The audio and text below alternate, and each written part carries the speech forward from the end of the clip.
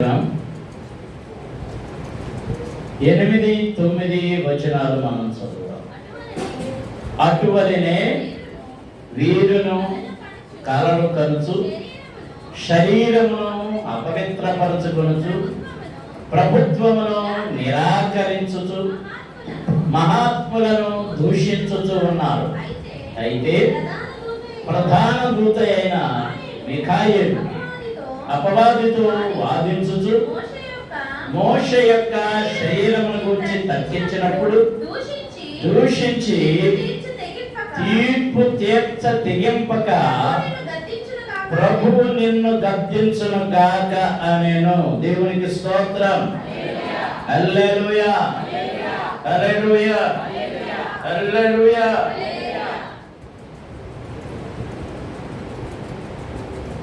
ఇక్కడ 2 వచనాల్లో 2 ముఖ్యమైన అంశాలు మీకు మీ దృష్టికి తీసుకుని వస్తున్నాను. 8వ వచనంలో ఇష్టానుసారమైన కలలు కంటూ శరీరమును అపవిత్రపరచుకుంటూ ప్రభుత్వమును నిరాకరిస్తూ మహాత్ములను దేవుని మహత్కార్యములను దూషించుచూ ఉన్నవారు ఉన్నారు. 1. 2వది 9వ వచనంలో మోషే యొక్క మరణము. ఎవరి మరణం? మోషే యొక్క మరణము. మోషే మరణించినప్పుడు అక్కడ మోషే ఆత్మ కొరకు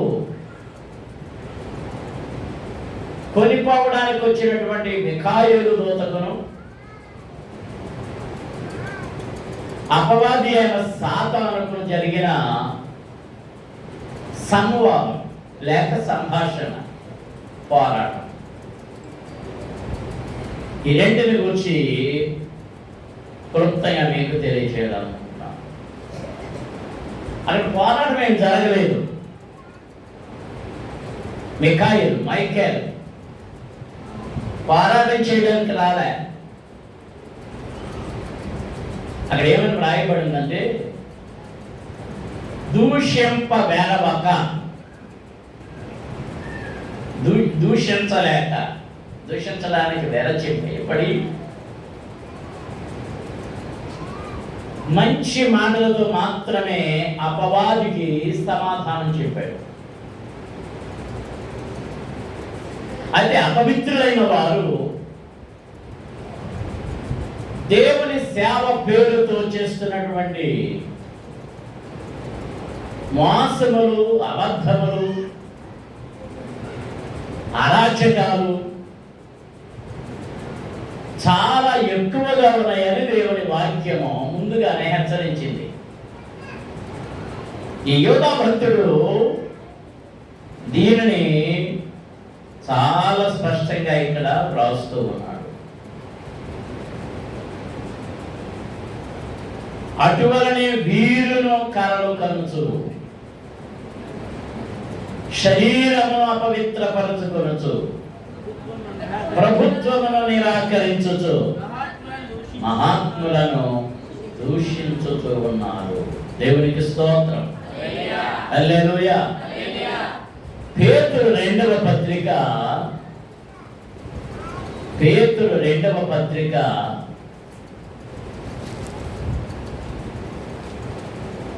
2వ అధ్యాయము 2వ అధ్యాయం 1 నుండి మనం చదువుతాం. మరియు అబద్ధ ప్రవక్తలు ప్రజలలో ఉండిరి. అటువలనే మీరును అబద్ధ బోధకులు ఉందురు. వీరు తమ్మును కొనిన ప్రభువును కూడా విసర్జించుచు తమకు తామే శీఘ్రముగా నాశనము కలుగజేసుకొనుచు నాశనకరమగు భిన్నాభిప్రాయములను రహస్యముగా బోధించుదురు. దేవునికి స్తోత్రం. హల్లెలూయా. హల్లెలూయా. రహస్యముగా బోధలు చేస్తా ఉన్నారు. ఎవరు రహస్యంగా బోధలు చేసేది? చెప్పడానికి పైన ఉంది. అబద్ధపు ప్రవక్తలు, మోసపు ప్రవక్తలు.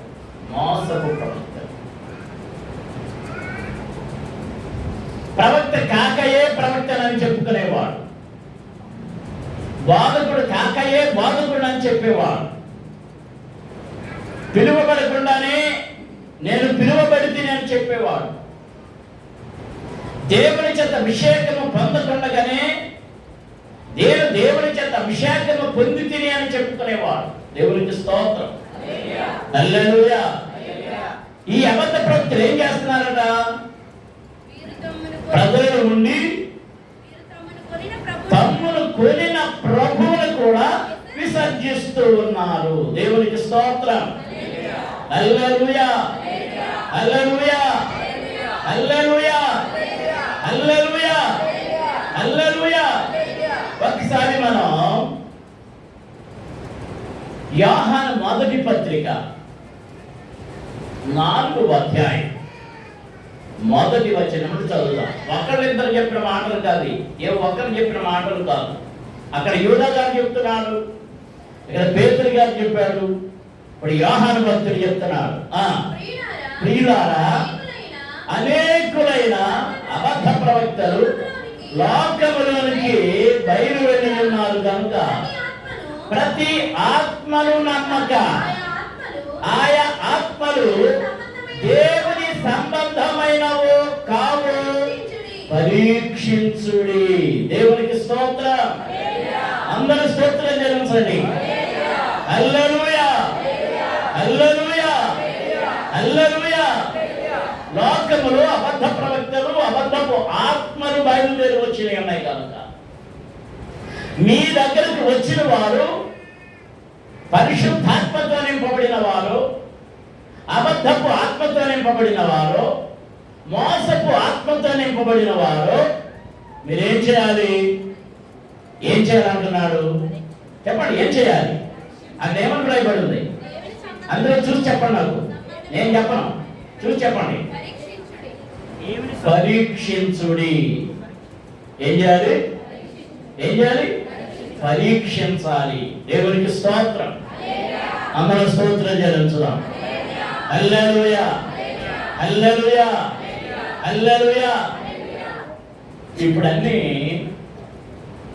షాపింగ్ మాల్స్ అన్ని మారిపోయినాయి, కానీ టీవీలో వచ్చే ఏది ఎక్కువ సార్లు వస్తుందో ఆ షాపింగ్ మాల్లోకి వెళ్తున్నారు.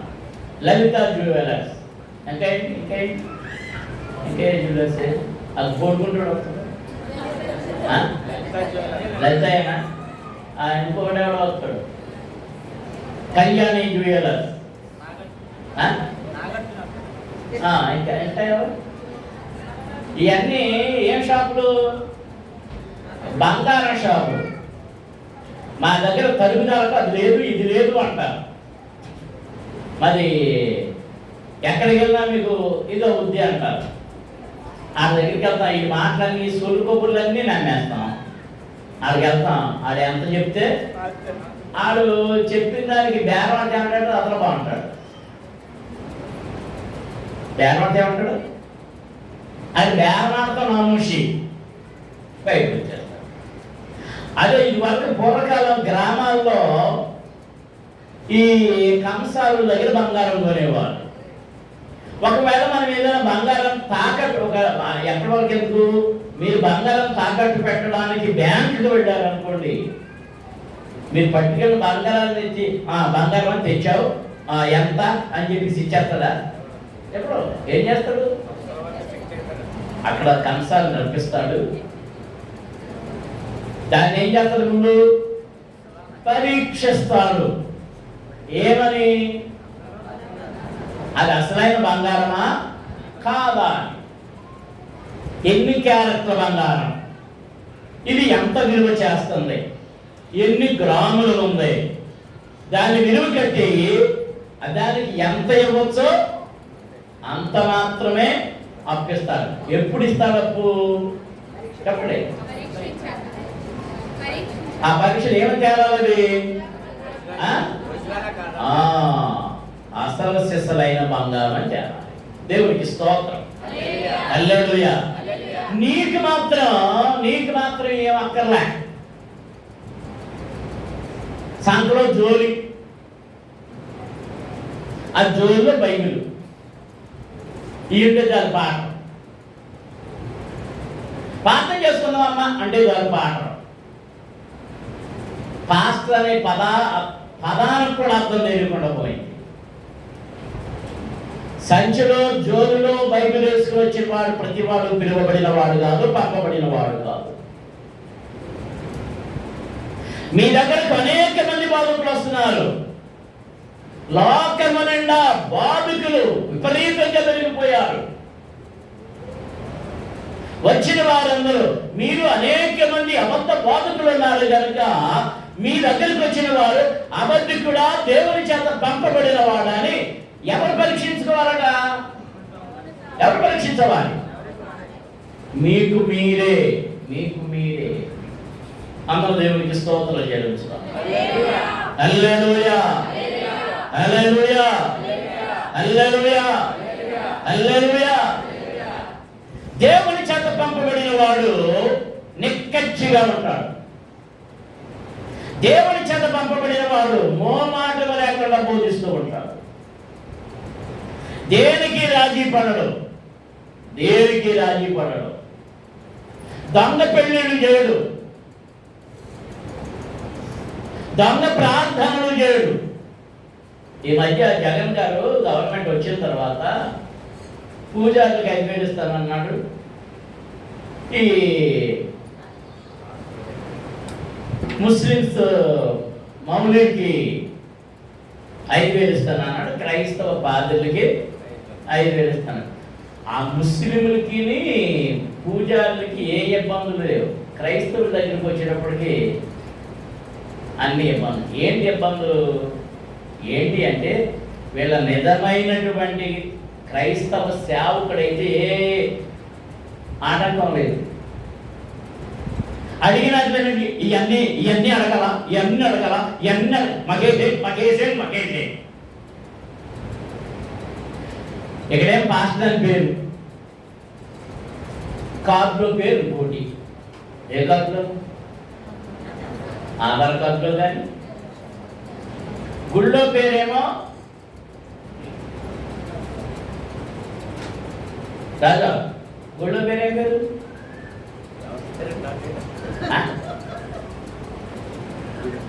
మహిమరాలు.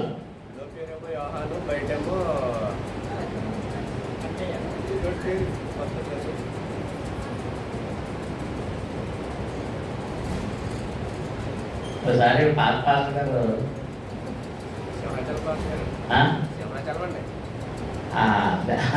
హాస్పిటల్లో ఉంటే చూడడానికి వెళ్ళాను. ఇంకా పాస్టర్ వెళ్ళలేదు. పేరు చెప్తే ఎవరు చేయాలన్నా ఇలా అందరూ వచ్చేసేది. నేనేంటంటే ఇక ఎవరు లేదన్నా లేదట పేరు అన్నా. అందరికి మహిమ వచ్చింది. అయ్యాన్ని అంది పాస్టర్ గారు అడిగి చూస్తాడు. పలానా పాస్టర్ గారండి, పలానా పాస్టర్ గారండి అని అడిగింది. అవును అన్న. తీసుకెళ్ళాను. వాళ్ళందరూ లేదని వచ్చేసేది. ఏంటి పిల్ల అని అడిగాను. ఆయన పేరు ఎక్కడ? ఇది కాదండి, పలానాదండి అన్న. మరి ఎక్కడ దొరుకుతుంది? ఇప్పుడు మహిమ నాటికి వెళ్ళి మహిమ అన్నాను అనుకోండి, ఎక్కడ ఎవరు లేనంట. ఏమని అడగాలి?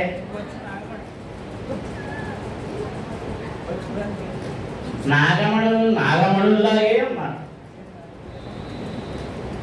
నాగ సర్పం మీద మణి. అబ్బో,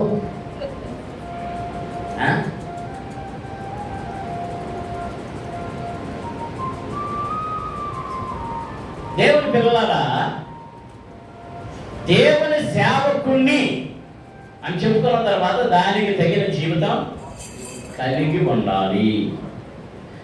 దేవుని చేత పంపబడిన వారు, పిలువబడిన వారు అనేకులు, ఏర్పరచబడిన వారు కొందరే పంపబడిన వారు మరి కొందరు. దేవునికి స్తోత్రం. హల్లెలూయా, హల్లెలూయా. పంపబడిన వారికి ధనాశ ఉండదు. ధనం కోసం పంపించాడా? ధనం కోసం పంపించలే. నీకు అన్ని సౌకర్యాలు ఇస్తానని పంపించాడా? లేదు. ఆయన చెప్పాడు, నా కొరకు నీవు కుటుంబాన్ని విడవలసి వస్తుంది, తల్లిదండ్రులు విడవలసి వస్తుంది, అన్నదమ్ములు విడవలసి వస్తుంది, అక్క చెల్లెళ్ళు విడవలసి వస్తుంది, ఇండ్లను భూములను అన్నింటిని విడవలసి వస్తుంది నా నిమిత్తము, నా సువార్త నిమిత్తము. ఆఖరికి భార్యను కూడా విడవలసి వస్తుంది. భార్య నీ వెనక్కి రాకపోవచ్చు. నీ సిలువను ఎత్తుకొని నీవు మోస్తేనే నా దాసుడుగా నీవు అర్హుడవుతావు. దేవునికి స్తోత్రం. మన స్తోత్రం చెల్లించుదాం. హల్లెలూయా, హల్లెలూయా, హల్లెలూయా. మనకేంటి పంపబడిన వాళ్ళంటే ఎలా కడుగుసుకుని రెడీ చేసి నిలబెట్టుకున్నాయి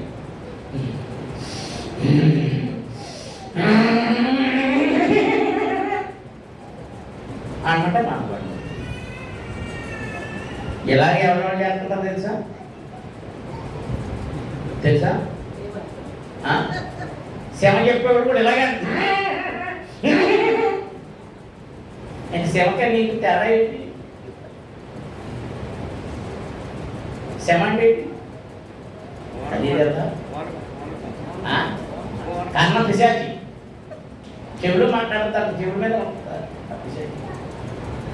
ఆ చెవులు చెప్తుంటాను ఇలా చేయి అలా చేయాలి. కన్నం పిశాచి.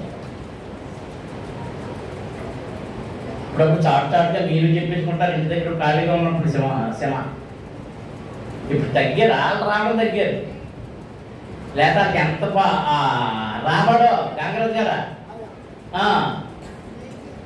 ఈదో కనీసం 2 ముగ్గురు చెప్పించుకునేవారు. ఆ పూరకాలం ఆ చేపలో బియ్యమో ధాన్యం అవి పట్టుకొచ్చి ఆయన పెట్టేసేవారు. ఈ చాలదాన్ని ఇంకా పోసేవారు. నాకు సేవ చెప్పంటే అదేదో పొలము కొడుతున్నది. అది చెయ్యటి ఏమిటున్నది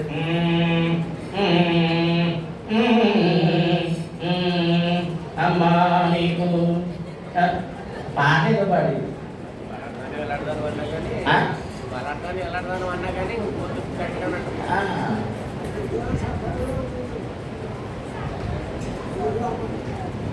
ఇప్పుడు క్రైస్తవ సేవ చెప్పేవాళ్ళు ఎక్కువైపోయారు.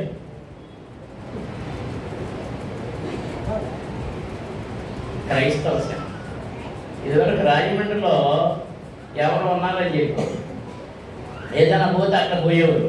ఆ క్రైస్తవ ఇది చెప్పేవాడు, సేవ చెప్పేవాడు. అది ఏంటండి ఈ క్రైస్తవ సేవ ఏంటని అడిగితేనంట, బైబిల్కి ఏదో తాడు ఏదో కట్టి దారం కట్టి ఇలా ఎత్తితే గిరగిర తిరుగుతుంటే పేర్లు చెప్తుంటే ఎక్కడ ఏ పేరు కాడ అయితే ఆ పేరు అంట దొంగతనం చేసి ఏంటి మరి ఇలా పెడితే తిరగదాన్ని మరి ఆగదాక ఎవడ కర్మ కాలిపోయి పక్కింటోడు కర్మ కాలిపోయి ఆ పేరు వచ్చిందనుకోండి కాడ దినం అయిపోతాయి. ఏ కళలు ఇవి? అబద్ధపు కళలు, మోసపు కళలు, అబద్ధపు ప్రవక్తలు మోసం చేస్తూ ఉన్నారు. ఆ మోసాల్లో పడుతున్నాం. దేవుని వాక్యం సత్యమైనది. దేవుని వాక్యం రెండంచగలిగిన ఖడ్గము. దేవుని వాక్యము మోమాటము లేకుండా, నీవు నేను అనే తేడా లేకుండా తప్పులన్నిటినీ ఏం చేస్తుంది? ఖండిస్తూ ఉన్నది. శుద్ధమంటిని బండమన్నిటిని నూలిగా పొడిగా చేస్తూ ఉన్నది. అగ్ని వంటిది చెత్తంతటిని కాల్చి వేస్తున్న నీ హృదయపు చెత్త, నీ హృదయంలో దాగినటువంటి చెడుతనం అనే చెత్త, పాపం అనే చెత్త, మోసం అనే చెత్త, అసూయ ద్వేషం అనే చెత్త దేవుని వాక్యపు అగ్ని చేత అది కాల్చేస్తా ఉన్నది. దేవునికి స్తోత్రం. హల్లెలూయా, హల్లెలూయా. లోకములు బయలుదేరి వచ్చిన ప్రతి ఆత్మను నమ్మొద్దు. అది దేవుని చేత పంపబడినదా కాదా అని నీవు పరిశీలన చేసుకోవాలి. రండి మళ్ళా పేతురు పోతాం. మరియ వద్ద ప్రవక్తలు ప్రజలు ఉండిరి, అటువలని మీరు నా వద్ద బాధకుడు, వీరు తమ్మును కోరిన ప్రభువును కూడా విసర్జించచ్చు, తమకు తామే శీఘ్రముగా నాశనము కలుగజేసుకున్నారు. నాశనకరముగు భిన్నాభిప్రాయములను రహస్యముగా బోధించుదురు. దేవునికి స్తోత్రం. హల్లెలూయా, హల్లెలూయా, హల్లెలూయా, హల్లెలూయా. ఈ బోధకుడు కూడా అనుకూల బోధకుడు. నేను ఒకసారి ఒక ఆయన అడిగాను, మరి ఎంత ఖరీదైన కార్లను, ఎంత ఖరీదైన వాహనాలను, ఈ విమానాలు అవసరమా దేవుని సేవకులు కంటే అది ఏమన్నారంటే, యేసు ప్రభు ఉన్న కాలంలో ఇవేమీ లేవండి, ఇప్పుడు ఉన్నాయి కాబట్టి వాడుతున్నాను. యేసు ప్రభు కాలంలో ఏమి లేవు, గుర్రాలు లేవా, రథాలు లేవా, లేవా? ఎక్కడైనా వాడైనా ఏ ఊరికైనా గుర్రం మీద వెళ్ళాడా, ఊరికి అది మీద వెళ్ళాడా? చివరి ప్రయాణం మాత్రం కాదు మీద. దేవునికి స్తోత్రం. అమర స్తోత్రం చెల్లించుదాం. హల్లెలూయా, హల్లెలూయా. వాక్యమును అనుకూలంగా తిప్పుకుని బోధించేటటువంటి బోధకుడు దేవుని బోధకుడు కాదు. ఉన్నది ఉన్నట్లుగా బోధించగలిగిన వాడే దేవుని చేత పంపబడిన సేవకుడు. పాపమును ఖండించువాడే దేవుని సేవకుడు. అక్కైనా, చెల్లైనా, తమ్ముడైనా, అన్నైనా, అమ్మైనా, నాన్నైనా, తనకు తానైనా దేవుని వాక్యం చెప్తుందండి. రామపత్రికలో మనం చదువుతుంటే, ఇతరులకు బోధించు నీవు నీకు నీవు బోధించుకోనవా. బోధించేవాడు ఎవరికి బోధించుకోవాలి? ముందు చెప్పండి. తనకు తానే ముందు బోధించుకోవాలి. బోధించేవాడు నేను వీరి కొరకు కాదు బోధిస్తుంటా, నా కొరకు కూడా అని తన హృదయంలో చెప్పుకోవాలి. దేవునికి స్తోత్రం. హల్లెలూయా. ఎందుకంటే దేవుడు తనలో నుండి మాట్లాడుతుంటే తనలో ఉన్న లోపాన్ని కూడా ఆ బోధకుడికి తన నుండి తనకే దేవుడు చూపిస్తాడు. దేవునికి స్తోత్రం. హల్లెలూయా. నిజంగా దేవుని చేత పంపబడిన వాడైతే, ఆ వాక్యానికి బద్ధుడైతే, ఆ వాక్యానికి ఆ కోతికి తోడు మీరు రెండు అప్పుడే మీద పడతాయి.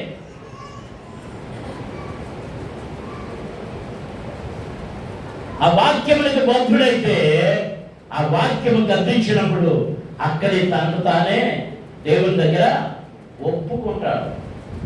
దేవునికి స్తోత్రం. మనం స్తోత్రం చేయించుదాం. హల్లెలూయా, హల్లెలూయా, హల్లెలూయా, హల్లెలూయా, హల్లెలూయా. కరలు దొంగ కరలు. అమ్మా అమ్మా, దేవుడికే మంచి ఆశీర్వాదం ఇచ్చేస్తున్నాడు. నీకు బంగారు పళ్ళులోనమ్మా అయ్యే పెట్టేసి ఎవరు పట్టుకొచ్చి ఇచ్చేయారమ్మా దేవుడికి ఆశ బాబా. ఇక రోజు అలాంటి కావాలి.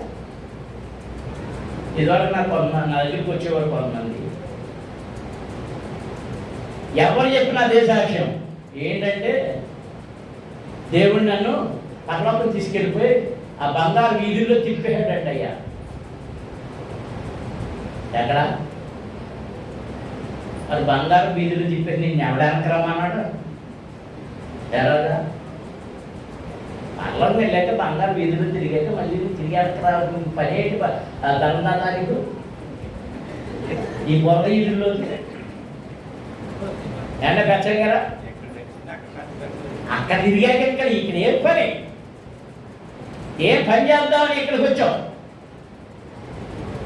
ఆ గురువులు అదే చెప్పడం, శిష్యులు అదే చెప్పడం, ఈ శిష్యుడికి శిష్యుడు కూడా అదే చెప్పడం. ఏం కావాలి ఇవి? ఏం కావాలి ఇవి? నాకైతే ఇది ఇంకో అలాగే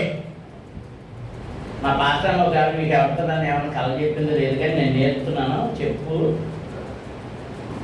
అమ్మా గంగాతమ్మ, దేవుడు నిన్ను ప్రేరేపించి నాకు 10,000 రూపాయలు పట్టించాడు, నీతో ఇప్పించాడమ్మా. నువ్వు నాకు చెప్తున్నావు, నేను కళ్ళలో చూశాను, దేవుడు నాకు చెప్పాడు నువ్వు పెడుతున్నావని. అంటే నువ్వు ఏమమ్మేసి 10,000 రూపాయలు చేరుకోలే వాళ్ళని?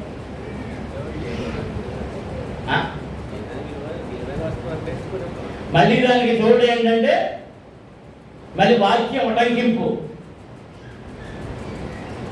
నీ ఇంటినైనా నువ్వు అమ్మి దేవుడికి ఇవ్వాలి. అంటే ఎసరు దేనికి అనమాట? ఎసరు దేనికి తెచ్చానే జాగ్రత్త. మరి ఎవరు బాధలు ఇవి? ఎవరి బాధలు? అబద్ధికుల యొక్క అబద్ధ ప్రవక్తల బోధలు.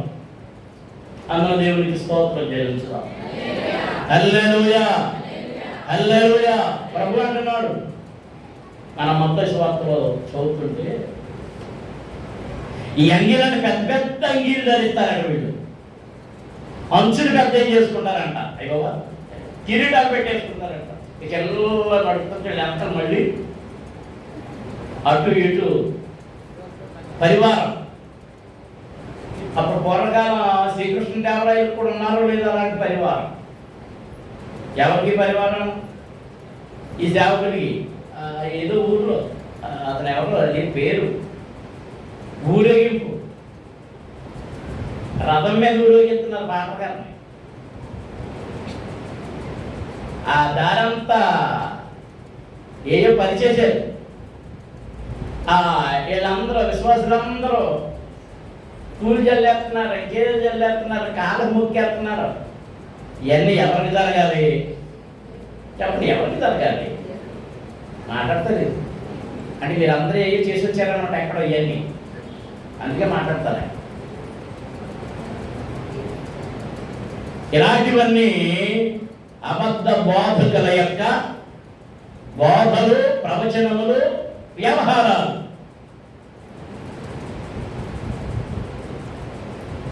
నీ దగ్గరకు వచ్చిన బోధకుడు కానీ ప్రవక్త కానీ నేను దేవుని సేవకులని చెప్పుకుని వచ్చే ఎవడైనను, నీకు బంధువే కావచ్చు, నీ మేనడే కావచ్చు, మేనమావే కావచ్చు, మరిదే కావచ్చు, బావగారే కావచ్చు, బావమరిదే కావచ్చు, తోడండే కావచ్చు, తోటివాడే కావచ్చు, ఏమైనా కావచ్చు, దేవుని చేత పంపబడిన ఆత్మ లేక దురాత్మతో నింపబడిన ఆత్మ ముందు నీవు వివేచన చెయ్యాలి.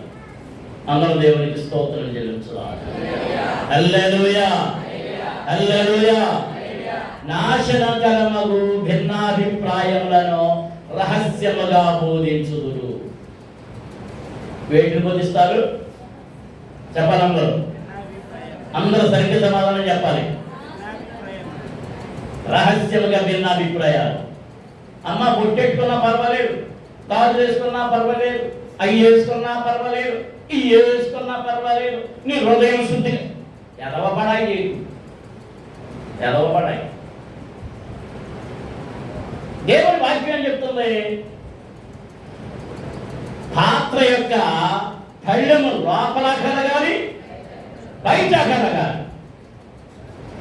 అజితేంద్రియత్వంతో నిండిపోయింది. మురికి మురికి. నువ్వు కాఫీ తాగడానికి గ్లాస్ ఇచ్చారు, పైన ప్యాడ్ అంటుకుని ఉంది, లోపల కాఫీ పోసి ఇచ్చారు, లోపల బాగా తోమేశానండి, ఈ ప్యాడ్ అంటుకుంటే అనుకుంటే ఇచ్చేది. తాగుతావా చెప్పండి? తాగుతారా? ఎంతమంది తాగుతారో చేసి చూపించండి. ఎక్కడ ఎవరు ఇచ్చినట్టున్నారు? ఎంతమంది తాగుతారు? మర్యాద ఇస్తాడే నీకు తాగుతాడా? తాగవా?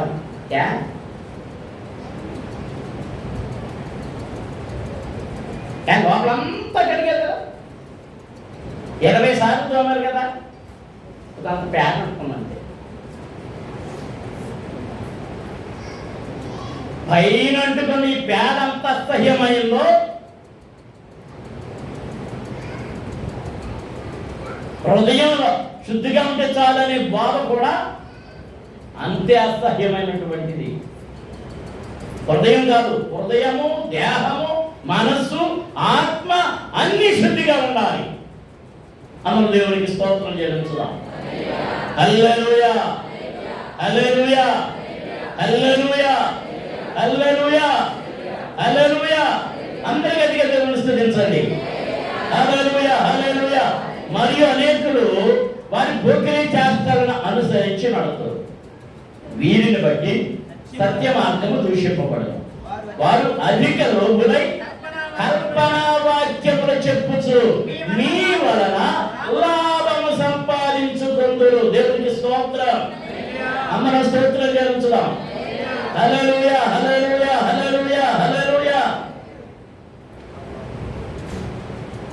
దేన్ని ప్రేమిస్తున్నారట చెప్పండి. దేన్ని ప్రేమిస్తున్నారు?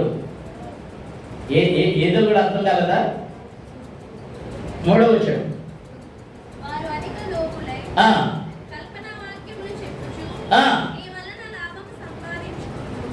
ఏంటి చెప్పండి, అందరూ చెప్పండి అన్నమాట. అందరూ చదవండి అన్నమాట.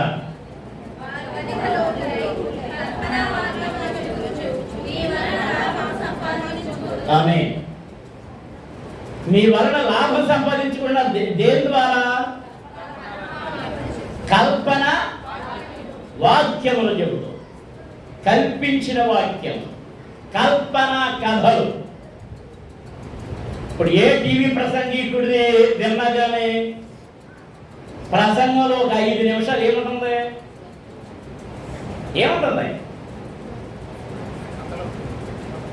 అదే మీకు మాట్లాడుకోవచ్చు. నేను ఈ ప్రసంగికుడి అందరినీ ఎంత పిచ్చిపిచ్చుకోతుందని ఆ యూట్యూబ్ సబ్స్క్రైబర్స్ ఎంతమంది అంటే ఒకటికి 12 లక్షలు, ఒకటికి 16 లక్షలు, ఒకటికి 20 లక్షలు. ఏంటి బాధ అంటే, నేను చిన్నప్పుడు సేవలో చెప్పిన కథలన్నీ ఇప్పుడు చెప్తున్నాను.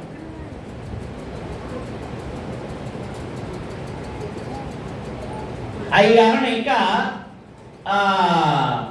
పిబి మనోహర్ ఆయన రాసిన కథలు, ఇంకా పంచతంత్రం కథలు, ఇంకే కథలు, ఆ కథలు, ఈ కథలు, ఏమిచ్చిన సినిమాలు సీరియల్స్ అంటున్నారు. వాటిలో కథలు కూడా పేర్లు మార్చేసి చెప్పేస్తున్నారు. బలి చెప్పేస్తున్నారంటే అంటున్నారు. ఒరే మా వాక్యం చూడండి, మాకు సబ్స్క్రైబర్స్ పెంచండి అంటే అక్కడ టిక్ మంటారు. ఏంటి తిట్లు తిడుతున్నామని, గద్దెస్తున్నాము. తిట్లు అంటే గద్దెంపు వాడికి ఎలా ఉంది?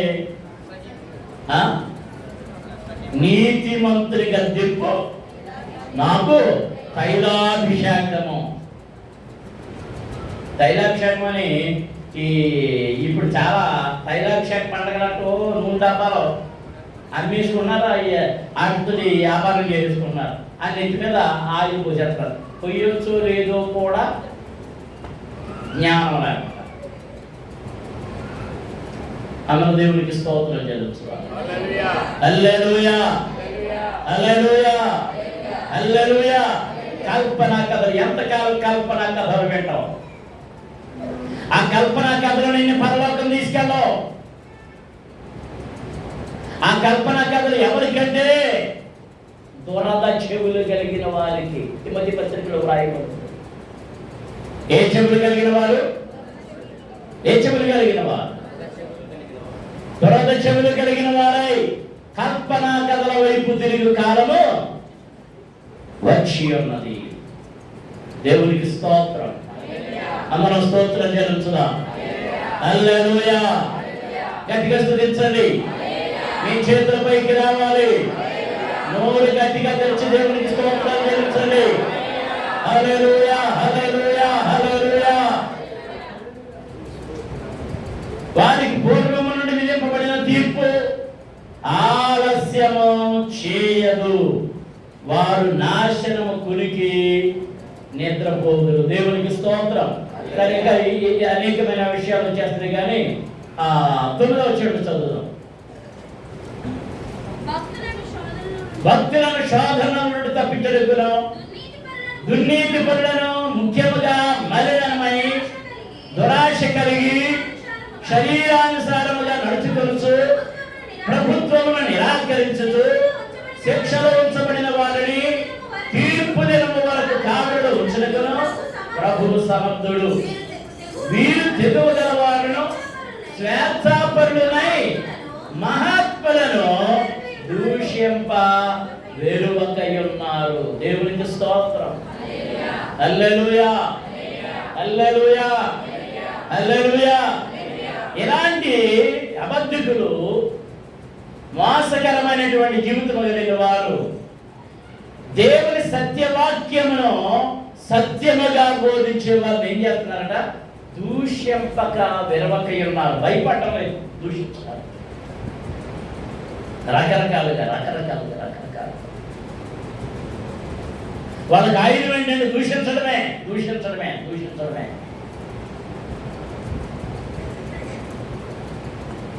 దేవుని పిల్లలారా, నీ ఆత్మను గద్దించేదే నిజమైన దేవుని వాక్యం. నీ పాపమును నీకు చెప్పి ఒప్పింపచేసేది దేవుని వాక్యం. నీ తప్పును ఎత్తి చూపించేదే నిజమైన దేవుని వాక్యం. అప్పుడే నువ్వు రక్షణలోనికి వెళ్ళగలవు. దేవునికి స్తోత్రం. అందులో స్తోత్రం చెల్లించుదాం. హల్లెలూయా, హల్లెలూయా, హల్లెలూయా. సరే, 9వ వచనములో ప్రధాన దూత అయిన మిఖాయేలు అపవాదితో వాదించుచు మోషే యొక్క శరీరమును గురించి తర్కించినప్పుడు దూషించి తీర్పు తీర్చ తెగింపక ప్రభువు నిన్ను గద్దించును గాక అనేను. దేవునికి స్తోత్రం. హల్లెలూయా. మరి మోషే దేవుని చేత నియమింపబడినవాడు, దేవుని చేత పిలువబడినవాడు, దేవుని చేత ఏర్పరచబడినవాడు, దేవుని చేత పంపబడినవాడు. నిర్గమకాండం 3వ అధ్యాయంలో చూస్తుంటామని స్పష్టంగా కనబడుతున్నాయి. ఇప్పుడు అది చదవక్కర్లే, మీరు ఇంటికి వెళ్ళిన తర్వాత చదువుకోండి. పిలిచాడు. మండుతున్న అగ్ని పదల నుండి పిలిచాడు. మాట్లాడాడు, ఏర్పరచుకున్నాడు, పంపించాడు, ఐగుప్తుకు పంపించాడు, ఫరో దగ్గరకు పంపించాడు. ఫరోతో వివాదాలు జరిగిన తర్వాత ఆ ప్రజలను విడిపించుటకు నాయకుడిగా ఎంపిక చేసి ఐగుప్తు దేశాల నుండి బయటకు రప్పింప చేసినటువంటి గొప్ప నాయకుడిగా, అభిషిక్తుడిగా దేవుడు మోషేను ఎంపిక చేసుకున్నాడు. అలాంటి మోషే చనిపోయినప్పుడు నాది ఆత్మంట ఎవరు వచ్చారు వాదానికి? అపవాది వచ్చాడు. దేవుని దూత అయిన మిఖాయేలు వస్తే ఆయనకు అడ్డంగా ఎవరు వచ్చాడు? ఈ అపవాది వచ్చాడు. దేవునికి స్తోత్రం. అందరూ స్తోత్రం చెల్లించరా. హల్లెలూయా, హల్లెలూయా, హల్లెలూయా. చాలా మంది మోషేను గురించి మాట్లాడుతూ మోషే యొక్క అపరాధము వలన వాగ్దానపు దేశంలో అడుగు పెట్టలేదు అంటున్నారు.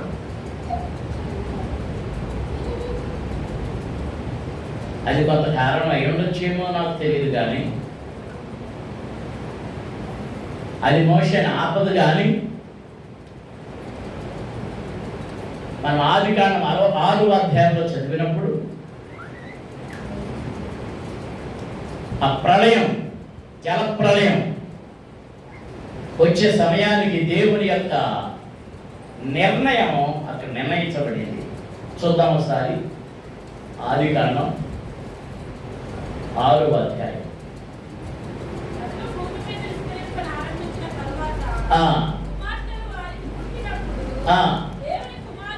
దేవుని కుమారుడు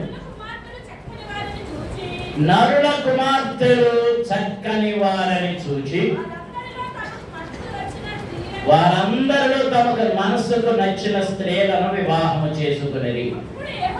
అప్పుడు యెహోవా, నా ఆత్మ నరులతో ఎల్లప్పుడూ వాదించదు, వారు తమ అక్రమ విషయములో నరమాత్రులై ఉన్నారు. అయినను వారి దినములు 120 ఏండ్లగును. దేవునికి స్తోత్రం. హల్లెలూయా, హల్లెలూయా, హల్లెలూయా, హల్లెలూయా, హల్లెలూయా.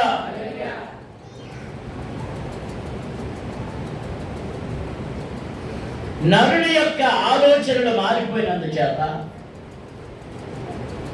పాపము అధికమైనందుచేత, దేవునితో వారు వాదము పెంచుకుంటున్నందుచేత, దేవునికి విరోధముగా ప్రవర్తించుతున్నందుచేత దేవుడు నరుని ఆయుష్కాలాన్ని అప్పటి వరకు 1000 సంవత్సరాలుగా 100 సంవత్సరాలుగా ఇంచుమించు 1000 సంవత్సరాలు బ్రతికిన వారుగా ఉన్నటువంటి వారి ఆయుష్కాలాన్ని ఎంతగా చేశాడు చెప్పండి? 120 సంవత్సరాలు చేశాడు. దేవునికి స్తోత్రం. ఈ జలప్రళయం అయిన తర్వాత నోవహు అప్పటికే చాలా వయసు కలిగిన వాడు. జలప్రళయం వచ్చినప్పుడు ఆయన వయసు ఎంత చూడండి, అక్కడ మనకు కనపడుతుంది.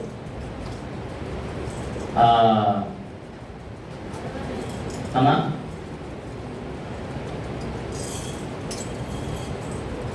7వ అధ్యాయం 6వ వచనం, ఆదికాండం. ఆ జల ప్రవాహము భూమి మీదకు వచ్చినప్పుడు నోవహు 600 ఏండ్ల వాడు. దేవునికి స్తోత్రం. హల్లెలూయా. అంటే నోవహుకి 600 సంవత్సరాల వయస్సు ఉన్న సమయంలో దేవుడు నిర్ణయం మనుషునికి ఎంత నిర్ణయించాడు ఆయుష్కాలాన్ని? 120. ఆ తరువాత ఈ జలప్రళయం అయిపోయిన తర్వాత నోవహు బ్రతికింది చూడండి, వచ్చిన చెప్పు 9:29 28 వచ్చినంలో ఆ జల ప్రవాహం గతించిన తరువాత నోవహు 350 ఏళ్ళు బ్రతికెను. నోవహు బ్రతికిన దినములన్నీ 950 ఏళ్ళు. అప్పుడు అతడు మృతి నొందెను. దేవునికి స్తోత్రం. హల్లెలూయా. ఇంతంత ఆయుష్కాలం వారికి ఎందుకు వచ్చింది? ఎందుకంటే నోవహు దేవునితోనే ఉన్నాడు. దేవుడు చెప్పినట్లుగానే నడిచాడు. దేవుడు చెప్పిన పని మాత్రమే చేశాడు. దేవుడు చెప్పిన చోట్లకు మాత్రమే వెళ్ళాడు. దేవుడు వద్దన్న స్నేహాలు మానివేశాడు. మనం ఏం చెప్తామంటే స్నేహం స్నేహమే, భక్తి భక్తే. ఏంటంట చెప్పండి, బిగిసిపోయారు అందరూ. ఎందుకో స్నేహం స్నేహమే, భక్తి భక్తే కాదు. భక్తికి సంబంధించినదై ఉండాలని స్నేహం. అప్పుడు లోకము నిన్ను అంటుకోదు. దేవునికి స్తోత్రం. హల్లెలూయా, హల్లెలూయా, హల్లెలూయా. మనం అలా చూసుకుంటూ వెళ్తుంటే మెల్లమెల్లగా మెల్లమెల్లగా మెల్లమెల్లగా ఆ నోవహు సంతానం యొక్క ఆయుష్కాలము దిక్కుంటా వచ్చింది.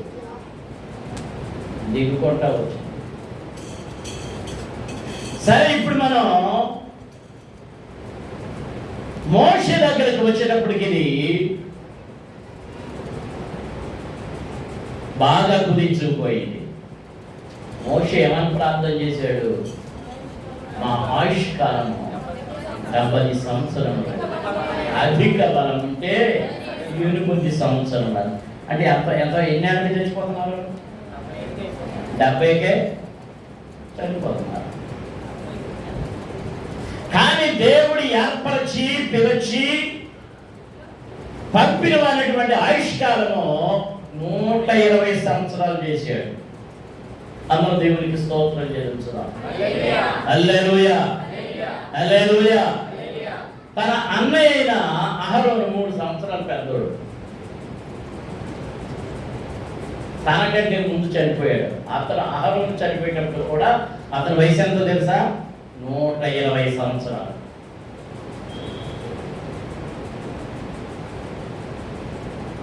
ఇక మోషే కనాను దేశానికి దగ్గరకు వచ్చేసాడు. కానీ కనాను దేశంలోనికి అడుగు పెట్టకుండా మోషే నెబో పర్వతం మీద నుండి చూపించి దేవుడు అంటున్నాడు, ఇదిగో ఇది చూడు.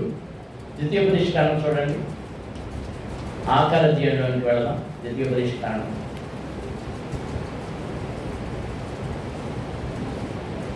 34వ అధ్యాయం. మోషే మోయాబు మైదానం నుండి ఎరుకో ఎదుటనున్న పిస్గా కొండకు పోయి నెబో శిఖరమునకు ఎక్కారు.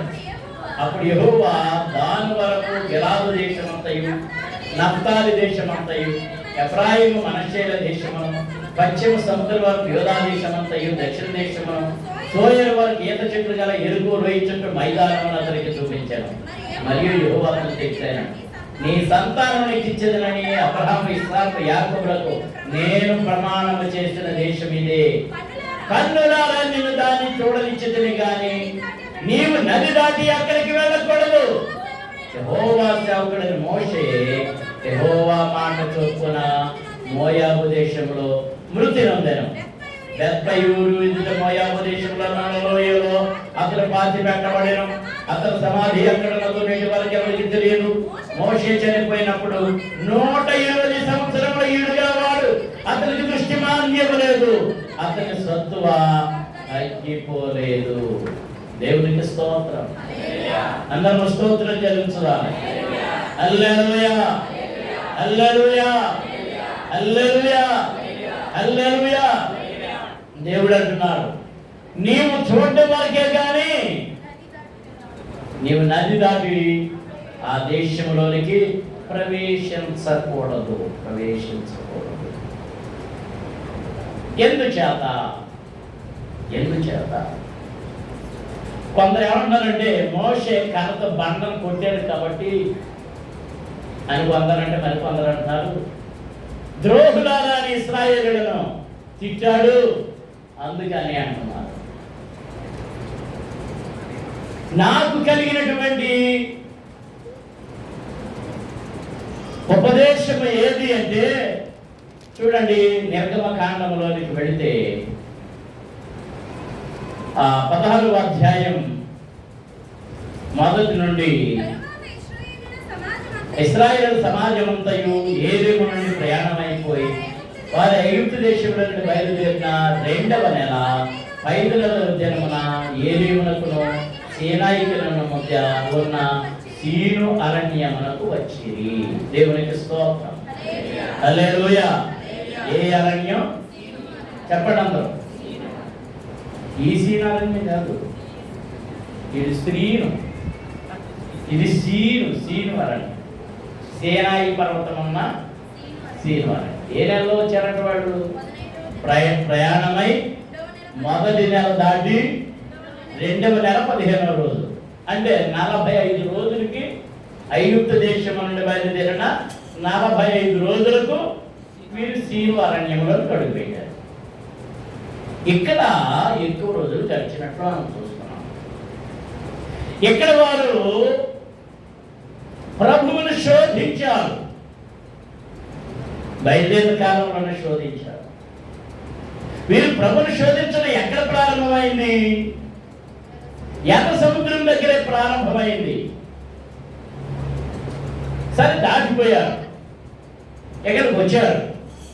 ఇక్కడికి వచ్చాక ఏమంటున్నారంటే మొదటి శోధన, మొదటి సడుగుడు దేనికోసం అంటే మాంసం కోసం. దేనికోసం చెప్పండి?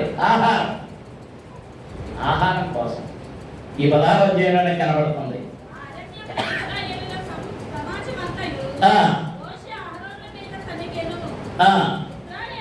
ఏ వచ్చిన చదువుతున్నామ్మా?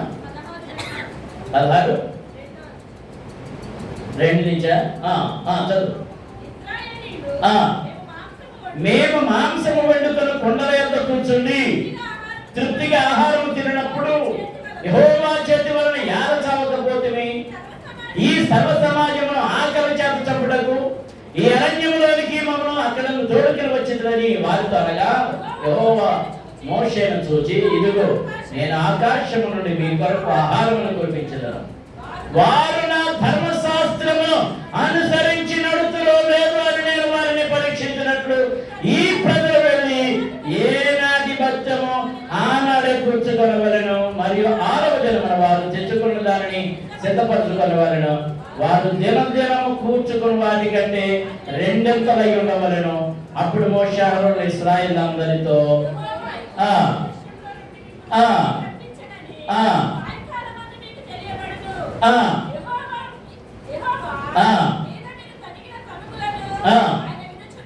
యెహోవా మీద మీరు సణగిన సణుగులను ఆయన వెలుచున్నాడు, ఉదయమున మీరు యెహోవా మహిమను చూచెదరు. దేవునికి స్తోత్రం. హల్లెలూయా. అందరం స్తోత్రం చెల్లించుదాం. హల్లెలూయా, హల్లెలూయా. చూడండి, వారి ప్రయాణంలో మొదటి సణుగుడు ప్రాణ భయముతో ఎర్ర సముద్రం దగ్గర సణిగారు. ఇక్కడ సీనారణ్యంలో ప్రవేశించిన తర్వాత ఆహారము కొరకు సణిగారు. వీళ్ళు తెచ్చుకున్నాయన్నీ అయిపోయినాయి. మోసుకు తెచ్చుకున్న మూటలన్నీ కరిగిపోతున్నాయి, ఇక లేవు. చాలా 15 రోజులు అయింది, 45 రోజులు. లెక్కండి, 40 రోజుల్లో ఎక్కడికి వెళ్ళిపోతామని? కనానికి వెళ్ళిపోవాలి. ప్రయాణం అంతే. కానీ బుద్ధి వలన, ఈ అక్రమాల వలన, దేవుని పూర్తిగా నమ్మనందు వలన, ఇంకా ఐగుప్తు ఆచారాలను కూడా పట్టుకొచ్చినందు వలన, దేవుని మీద సడుగుతూ ఉండడం వలన వీరి ప్రయాణాన్ని ఏం చేశాడు? దేవుడు అడ్డు పెట్టేశాడు, ఆపేశాడు. దేవుని పిల్లలారా, జాగ్రత్తగా గమనించండి. మీ ప్రయాణం సజావుగా సాగడం లేదు, మీ జీవితం సజావుగా సాగడం లేదు, మీకు శోధనలు ఎదురవుతున్నాయి, అనుకున్న పని అనుకున్నట్టు జరగడం లేదు అంటే మీరు దేవుని మీద దేనికో సణుగుతూ ఉన్నారు, దేవునికి విరోధముగా ఉన్నారు, దేవుని మీకు విరోధిగా చేసుకున్నారు. అందుచేత మీ కార్యములు సంపూర్ణం కావడం లేదు. వీరు సీనారణ్యంలో దేవుని కొరకు సణిగారు, ఆహారం కొరకు సణిగారు. ఇప్పుడు దేవుడు అంటున్నాడు, మీకు ఆహారం అని ఇస్తున్నాను, నా ధర్మశాస్త్రమును, నేనిచ్చిన ఆజ్ఞను వారు సంపూర్ణంగా పాటిస్తారో లేదో వీరికి ఆహారమును బట్టి పరీక్ష, మీకు కూడా ఆహారమును బట్టే పరీక్ష. దేవునికి స్తోత్రం. హల్లెలూయా, హల్లెలూయా. దేవుని పిల్లలారా, మనకిచ్చే ఆహారమును బట్టి కూడా పరీక్ష చేస్తూ ఉన్నారు. ఆకాశములో నుండి పరలోకము దేవదూతల యొక్క ఆహారమైన మన్నాను పంపించాడు, పరలోకపు ధాన్యాన్ని. దాన్ని ఏరుకోవాలి, 6 దినాలు ఏరుకోవాలి. 6వ దినాన 2 మరుసటి రోజుకి కావాల్సిన తినడానికి, తినేవాళ్ళు తినడానికి, ఉపవాసం ఉండేవాడు ఉపవాసం. మిగిలిన 5 రోజులను ఎక్కువ కూర్చుకోకూడదు. ఎక్కువ కూర్చుకున్న వారికి మిగలలేదు, తక్కువ కూర్చుకున్న వారికి తక్కువ అవ్వలేదు. ఎక్కువ పోగు చేసి దాచుకున్నామని దాచిన వాడికి ఏమైందంట? తెల్లారినప్పటికి కంఫర్ట్ వేసింది, బద్దకొస్తుంది. జాగ్రత్త. అందుకే ప్రభు తన ప్రార్థన నేర్పాడు. చూడండి, పర్వ ప్రార్థనలో ఏమ ప్రార్థన నేర్పాడు? మా అనుదిన ఆహారం నేడు మాకు దయచేయము. నువ్వేం చేస్తున్నావు? వండేసి ఫ్రిడ్జ్లో పెట్టేస్తున్నావు. మరి రాగారంతా ఏం చేస్తుంది? రాగారంతా ఏం చేస్తుంది? ఏ రోజు కూడా రోజు అనుకోమన్నాడు, ఏ పూట కూడా పూట అనుకోమన్నాడు దేవుడు. నేను నీ బడ ఎక్కువైంది, బద్దం ఎక్కువైంది, ఒళ్ళు గేర ఎక్కువైంది. పూర్వకాలం పొద్దున ఉండేవారు, సాయంత్రం ఉండేవారు, అని చక్కగా ఉండేది. ఆ వండడానికి ఆ ఒళ్ళు వచ్చి పనిచేసేవారు కాబట్టి ఎంతంత లాగా ఎవరు లేరు. చిన్నప్పుడు అందరూ పక్కగానే ఉండేవారు. ఎక్కడన్నా లావంటి వాడు చూస్తే దొండమవుతున్నాడు అని అనుకుని వదిలేవాడు. అదో ఎంత అవును. ఒక దొండం ఎవరుండేవారంటే మన ఊళ్ళో కామరెడ్డి అమ్మను వెంకటరామన్ అని అడుగుతామన్నాడు. వాళ్ళిద్దరికి ఎంత పోతుందండి. వాళ్ళిద్దరు ఇంకెవ్వరు లోపల వాళ్ళకు కూడా బదులు ఎందుకు వచ్చినాయి అనుకున్నారు. ఆ పీట మీద కూర్చుని ఆమెతో చేసేవారు. అది అందించడానికి ఆ పిల్లలు ఉండేవారు. ఆ పిల్లల మీద వాళ్ళ అమ్మాయి పేరు అమ్మాయి ఉండేది, ఇంకెవరో ఉండేవారు. వాళ్ళు అందిస్తుండేవారు. అది ఇవ్వరా ఇది ఇవ్వరా అని. మా మా ఖాతా పుట్టేమో ముత్తయ్య గారు పుట్టు. అప్పుడప్పుడు కొన్ని సరుకులకి మాత్రం మా అమ్మ రెడ్డి గారు పుట్టుకట్టు పెట్టరా అనేది. అందులో ఒక ముఖ్యమైనది ఏంటంటే ఇంకొకటి, ఇంకా ముఖ్యమైనది ఏంటంటే మరి మీకు ఎంతమంది తెలుగు తెలవదు కానీ నల్లమందు అప్పుడు అమ్మే నల్లమంది అందరూ కొనేవారు. పిల్లలు ఉన్న ప్రతి వాడు కొనేవాడు. ఎందుకంటే ఆ నల్లమందు కొని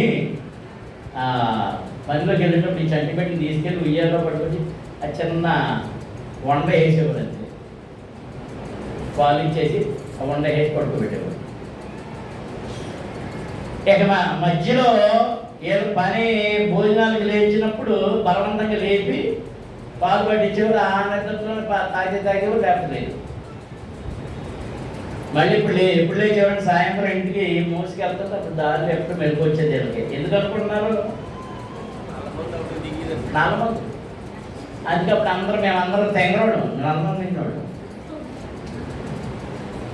మాకేం తెలదు, ఏం తెలిసేది కాదు. అంతా తెంగ రంగరోడమే. ఏనాసియా నల్లమంది తిన్నాడు.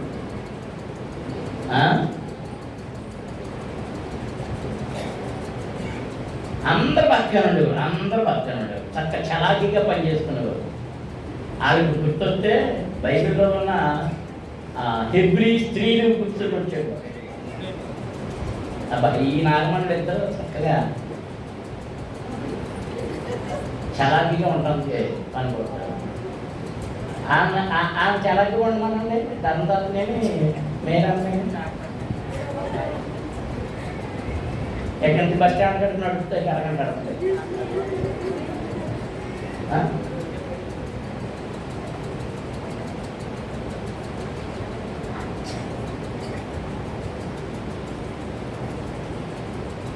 పని ఎక్కువ శ్రమ చేసినప్పుడు ఈ ఎక్సర్సైజ్ వల్ల శరీరం పెరగదు. ఉదయం సమకూర్చుకునేవారు, దాన్ని దంచేవారు, పెనం మీద పెట్టి కాల్చేవారు. సాయంత్రం కూడా దాన్ని చేసుకుని తినేవారు.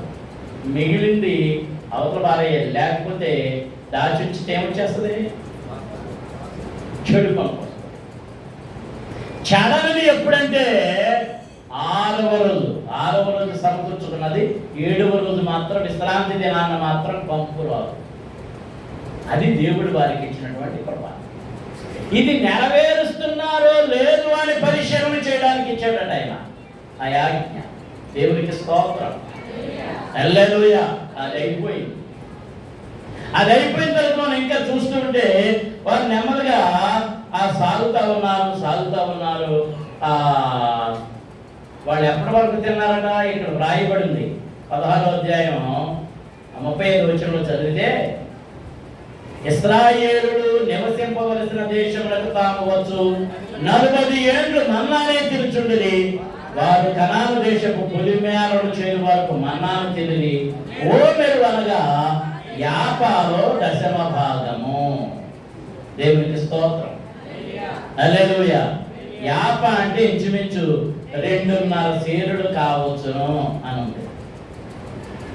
సేరు అంటే మన కేజీ ఇప్పుడు లెక్క అంటే 5 కేజీలు అనమాట. 5 కేజీల్లో 10వ భాగం అంటే 500 గ్రాములు. 6 కేజీ ఒక్కొక్కడికి దేవుడి. సరే, అక్కడి నుంచి వారు వెళుతూ రకరకాలుగా ఇచ్చేశారు. మరి ముఖ్యమైనది ఇక అన్ని విడిచిపెట్టి ముఖ్యమైనది ఏమని చెప్తున్నానంటే, మోషేతో దేవుడు మాట్లాడాడు. నాకు కనబడు అన్నాడు. సీనాయి పర్వతం కనబడినప్పుడు వాళ్ళందరితో చెప్పాడు, 10 ఆజ్ఞల గురించి చెప్పాడు. 10 ఆజ్ఞలు చెప్పిన తర్వాత నా పర్వతం మీదకి రా, నేను రాసిస్తాను అన్నాడు. ఈయన పర్వతం మీదకి వెళ్ళాడు. ఈయన యెహోషువ వెళ్ళినప్పుడు 40 దినాలు అక్కడ ఉండిపోయారు, తిరిగి రాలేదు. ఈలోగా వీళ్ళందరూ అటు ఇటు నెత్తుకొని పోయారు, ఎక్కడ చచ్చిపోయారు అనుకుని వీరందరూ కలిసి ఎవరి దగ్గరికి వచ్చారు? అహరోను దగ్గరికి వచ్చి, ఇక్కడ రాలేదు, ఏదో అయిపోయి అంటారు, 2 రోజులు పడుతుంది, కాబట్టి మమ్మల్ని నడిపించడానికి యెహోవా దేవుడిని తయారు చేయండి, మీ ముక్కలు తండి, పోగులు తండి. చెవు పోగులు అంటే వారు చెవు పోగులు ఇస్తే మరి ఎన్ని టన్నులైందో దాంతో ఒక విగ్రహం తయారు చేసింది. ఆ విగ్రహం ఏ విగ్రహం? దూడ విగ్రహం చేసి దాన్ని విగ్రహ ప్రతిష్ఠ కూడా చేసేసి సంబరం చేస్తున్నారు. సంబరం సరిగ్గా పలకలు తీసుకొని దిగుతున్నాడు మోషే. సంబరం వినబడింది. కిందకి దిగి వచ్చేటప్పటికి వీరు చేసిన కార్యం చూచి ఆయనకు చాలా కోపం వచ్చింది. దేవునికి స్తోత్రం. హల్లెలూయా, హల్లెలూయా, హల్లెలూయా, హల్లెలూయా. కోపం వచ్చినప్పుడు ఆయన ఏం చేశాడంటే దాన్ని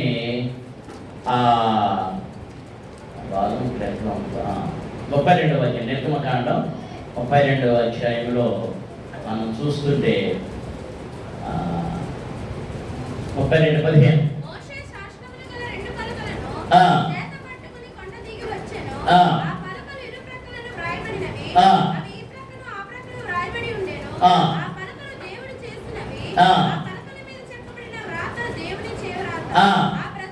ఆ ప్రజలు పెద్ద కేకలు వేయుచుండగా యెహోషువ ఆ ధ్వని విని పాళెంలో యుద్ధధ్వని అని మోషేతో అనగా, అతడు అది జయధ్వని కాదు, అపజధ్వని కాదు, సంగీత ధ్వని నాకు వినబడుచున్నదనను.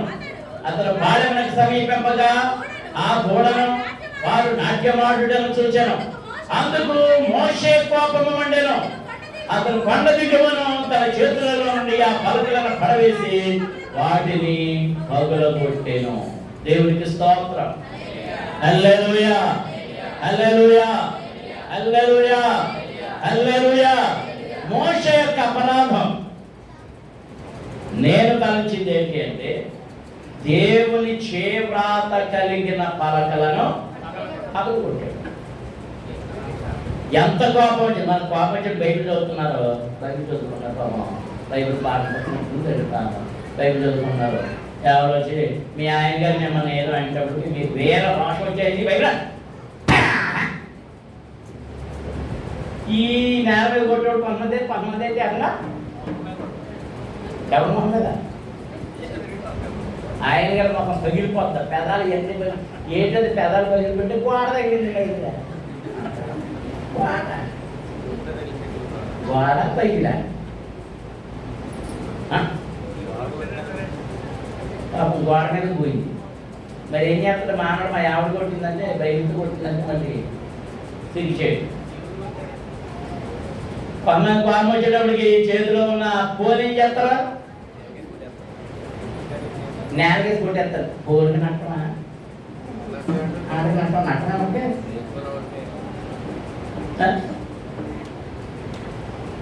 కోపం వచ్చేసింది. ఎవరి మీద? ప్రజల మీద, అహరోను మీద కోపం వచ్చి దేవుని చేవ్రాత కలిగినటువంటి పలకలను పగలగొట్టేశాడు. దేవుని వాక్యమును పగలగొట్టాడు.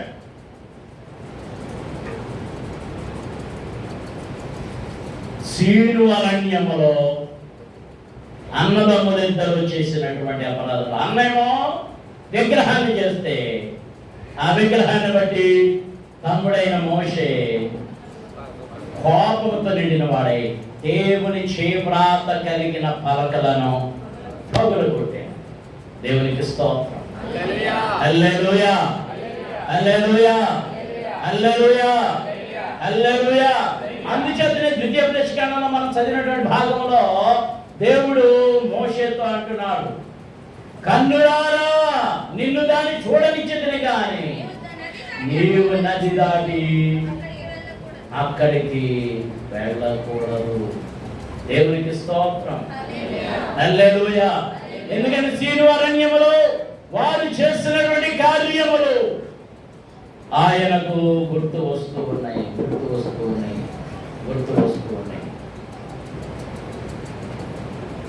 దేవుని పిల్లలారా, దేవునికి వ్యతిరేక కార్యములు చేస్తే ఇవన్నీ చూచి అపవాది వచ్చి అంటున్నాడు, ఈ మోషే నాకు సంబంధించిన వాడు.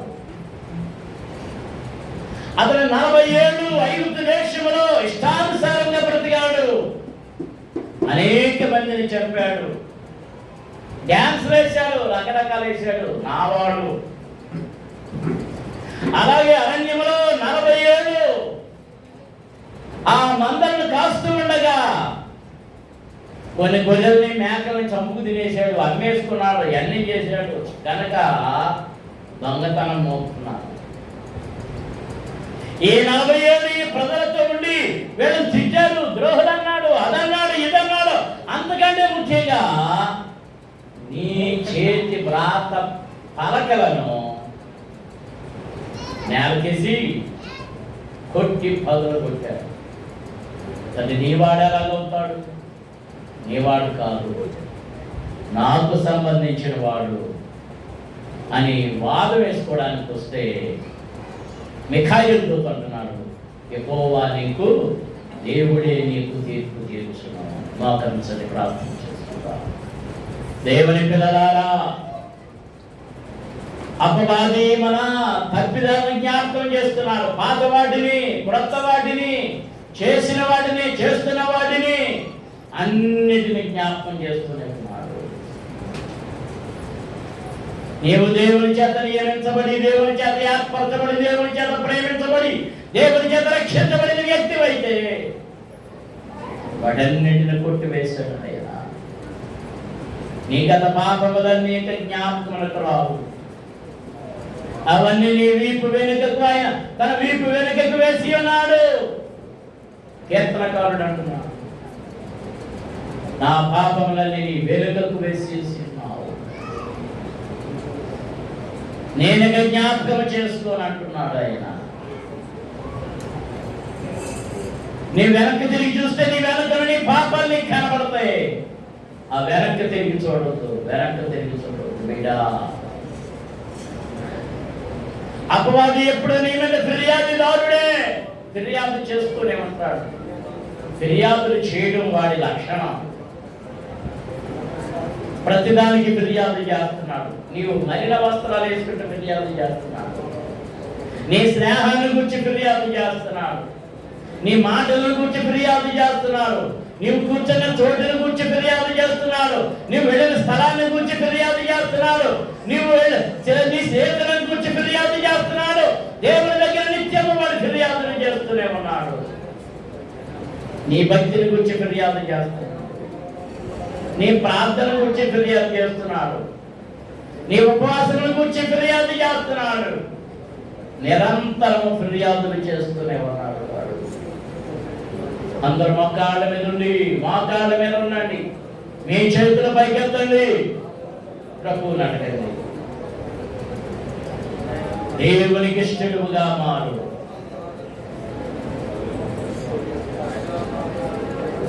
దేవుడు నిన్ను ప్రేమించినట్లుగా దేవుని ప్రేమ నీలో నిలిచిపోతున్నట్టు